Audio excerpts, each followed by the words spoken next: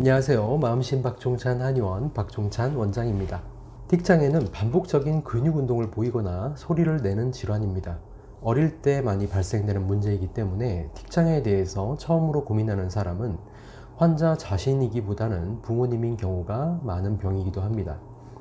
많이 알려진 질환임에도 불구하고 틱장애를 정확하게 알고 있는 사람들은 드물고 사회적으로도 많은 오해와 편견이 있는 질환이기도 합니다. 이번 주제를 준비하는 과정에서 틱장애의 그간 연구된 원인들에 대해서 종합적으로 조사하면서 틱장애의 전체적인 모습에 대한 감을 잡아보려고 노력하였고, 이를 최대한 쉽게 알려드리기 위해서 전문 용어 같은 것들은 배제하고 대본을 작성하였습니다. 틱장애의 원인 연구는 크게 보아 4가지 방향성으로 나눠볼 수 있습니다. 첫 번째, 태생적 문제. 두 번째, 약물이나 독소에 의한 문제. 세 번째, 면역학적 문제. 네 번째, 스트레스 문제. 하나씩 알아봅시다. 틱장애 연구에서 가장 많이 연구된 분야는 역시 태생적 문제에 대한 부분입니다. 우선 유전적인 부분, 즉 부모에게 틱장애가 있을 때 자녀에게 어느 정도 유전이 되는가 하는 것은 대략 25%에서 40% 수준이라고 알려져 있습니다. 특히 쌍둥이 연구에서 일량성 쌍둥이일 경우 함께 틱장애가 있을 확률이 77%까지 높아지는 부분으로 볼 때 유전적 요인이 중요하다고 볼 수 있겠습니다. 임신 시에 태아의 건강 상태나 분만 시의 뇌 손상 등도 영향을 주는 요인이라는 분석이 있는데, 사실 이런 정도의 유전적 관련성이나 임신 관련성은 다른 질환에서도 흔하게 볼 수 있는 데이터입니다. 또한 대부분 이런 연구가 이미 틱장애로 나타난 사람들의 데이터를 가지고 연구를 한 후향적 연구이기 때문에 빗둘림 오류라고 부르는 편향된 결론이 나올 가능성이 높다고 볼 수 있습니다. 사실 유전적 문제라는 부분에 더 큰 문제점은 원인을 알아냈다고 하더라도 치료에 있어서 그 지식이 도움이 되기 어렵다는 점입니다.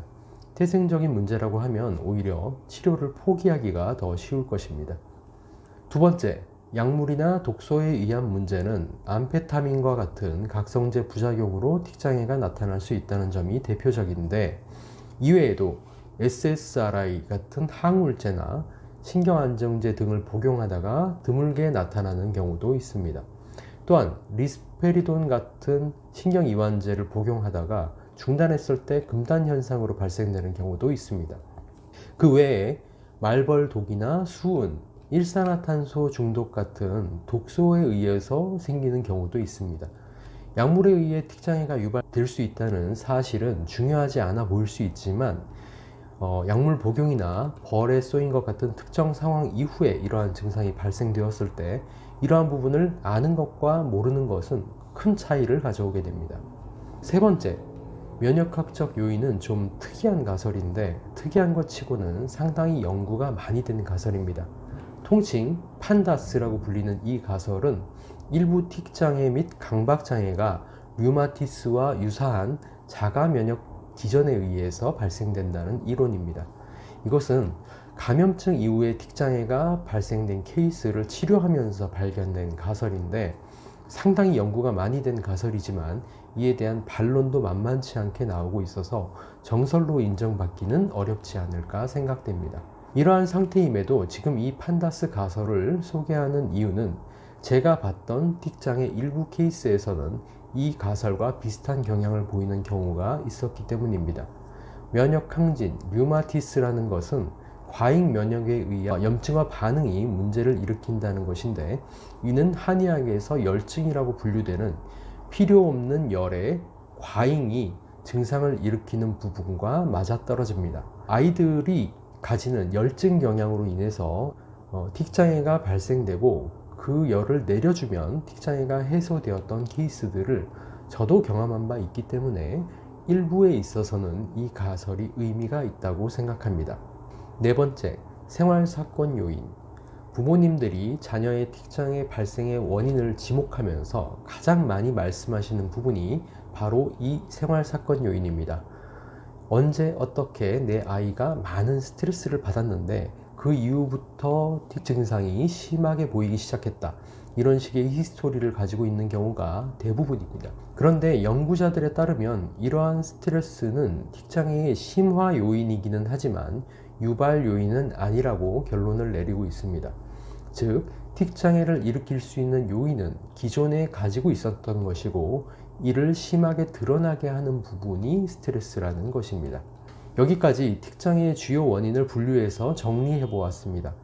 틱 장애는 하나의 병으로 분류되어 있지만 원인 분석에서는 이렇게 다양한 가설이 나올 수 있는 상황이라는 것은 마치 같은 기침을 하는 증상처럼 보이지만 기저에 들어가면 다양한 원인들이 있는 것처럼 같은 틱 행동 양상을 보이지만 기저에서 여러 가지 다른 문제가 원인이 되어서 이러한 여러 가지 병들이 특이한 증상 표현 양식, 틱 행동이라는 표현 양식으로 표현되기 때문에 하나의 병으로 착각될 수도 있다라는 생각도 해봅니다.